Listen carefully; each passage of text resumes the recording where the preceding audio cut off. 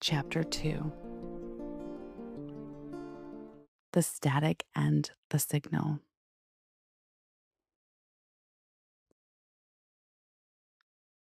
The hum of the tires against the pavement was the only thing keeping me grounded. Outside the windshield, the world was a blur of streetlights and a big full moon shining through the shadows of the trees, looking like a giant watchful eye. Inside the car, the air was thick and heavy, a cocktail of Sarah's floral perfume, which had turned slightly wilted over the hours, and a sharp, citrusy tang of the tequila she had been celebrating with. I'm telling you, Del, it's like I forgot how to move, Sarah said, her voice looping with that specific rhythmic lilt of someone who was well into a tequila night. She was slumped in the passenger seat, her heels kicked off to the floor mat, looking like a discarded doll. I saw Mark and Alana from the old firm. Remember them? They haven't aged a day. Not a day. We did shots like it was 2019. My throat is actually burning, but in a good way. I nodded, my hands gripped at 10 and 2. I was driving with clinical precision. Sarah had always been the good example friend, the one who usually has it all together. But tonight the roles were reversed. In fact, it was the first time I had driven us back from a party since we were teenagers, a strange full circle moment that made me realize just how much of my adult life has gone by. My eyes were fixed on the road, but my mind was miles behind us, still standing in that kitchen with the marble counters and the soft golden light. I had talked with him. His name was Orlando. But that DJ, Sarah groaned, rolling her head toward me on the headrest. Basic beats at best. What was that? It was like a wedding reception for people who retired 10 years ago.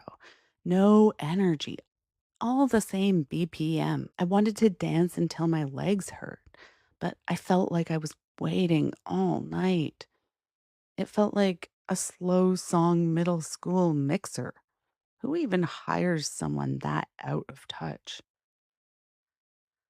I don't know, I murmured. I think she volunteered, I added, remembering a snippet of gossip I had heard near the bar. The music hadn't mattered to me. I could have been standing in a construction zone or a silent vacuum.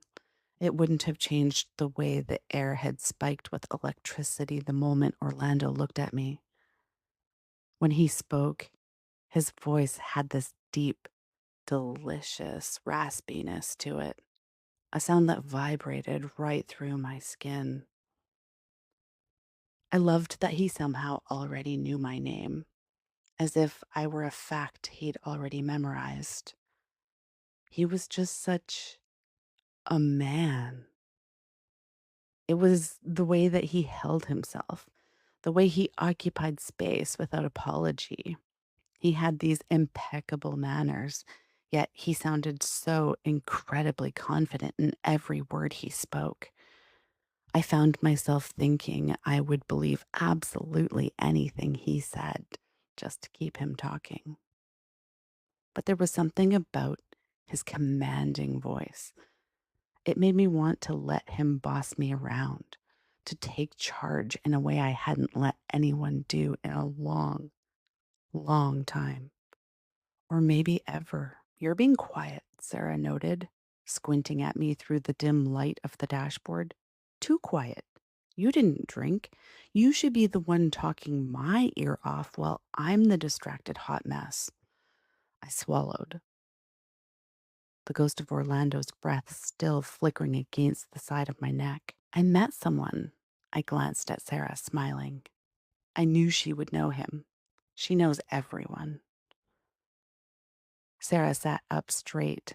The seatbelt locked with a sharp metallic click. What? When? I lost you for like 2 hours. I thought you were power napping. I was, and then I wasn't. I signaled for a turn, my heart hammering a frantic rhythm against my ribs. He was in the garage, at the bar. Orlando? Orlando?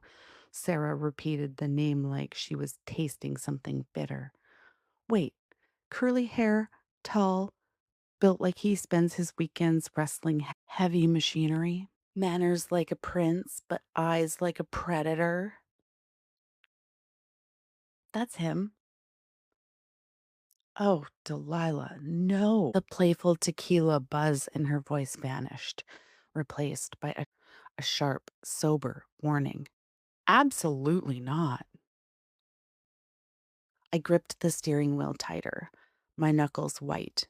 He grabbed my hand, Sarah. He took me to the kitchen just to make me a coffee. But when he got close to me to say goodbye, I paused, my voice dropping to a shaky whisper. I wanted his hands all over me. I wanted to pull him into that pantry and forget that the rest of the world existed. Sarah let out a long, low whistle. He's a pro. That's his move, Dell.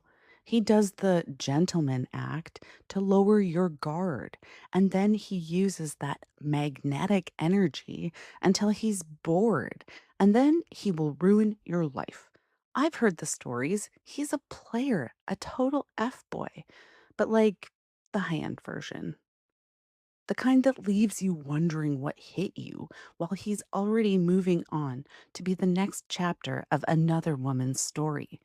The last nurse he was seeing, she was crushed after only a few weeks. You don't know that, I argued, though a small, cold part of me wondered if she was right. Sarah usually knew about these things. She owned a local restaurant, which was much higher end than a small town could expect to have. He's dangerous because he makes you feel seen, but it's a smoke and mirror trick. Don't do it. Don't get attached. He'll treat your heart like a job site, tear it up, build something pretty, make you feel safe and secure, and then move on to the next, tearing out the foundation as he goes. We pulled into her driveway. The engine idled, a low, steady purr in the silence of the quiet residential street we both lived on. Sarah reached over and squeezed my shoulder, her expression clouded with genuine worry. Promise me, Delilah, he's just a post lockdown intrigue. Don't let him in. You deserve so much better. He'll crush you. You're too sweet, too trusting. I looked at her, but all I could feel was the phantom heat of his lips near my face when he was whispering about having dinner together, just the two of us, sometime soon.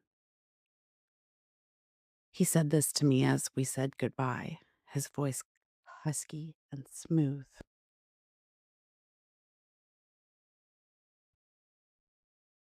I thought of the diary waiting for me at home, the pages ready to record the events of the night, events that felt inevitable, no matter how dangerous the warning from Sarah. Maybe if I get all my thoughts out on paper, I will be able to process this better with a more level head.